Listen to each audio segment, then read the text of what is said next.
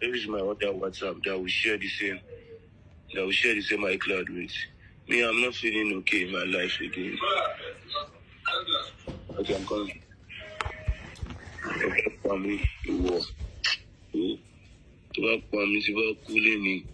Wallahi, oh, ni day gbogbo life. No more. I swear to my living God. You don't have to feel me. People were hospital. You don't have to feel me.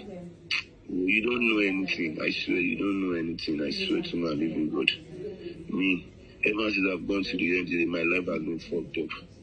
Also, my program will show me where. I'm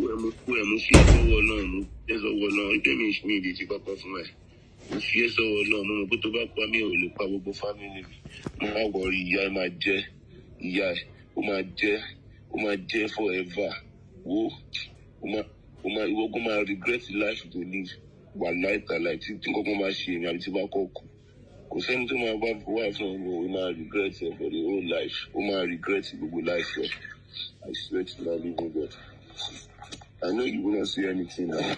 You know how to go and call my mom and to make her sad, Abby. Don't worry. You think I will forget everything? Where's my phone? You can't talk. Where's my other phone? Where's my phone now? Talk now. It is not your phone. My stores are dead too. Where's my other phone? Yes, let me open the phone. Let's prepare the phone. Where is my other phone? Where is my old WhatsApp? We share the same iCloud with me and you, Abby. But on the WhatsApp, we share law. Where is my line? Where is everything? You want to post after Abby? To put on Abby, to do my post conversation, but to post Abby. Oh, my coco. You need to move pay la if you got to move pay for wo. One is moving pay. My worry me. Oh, my coco, you want to go family one night alike. To buy a bed and shit, tele.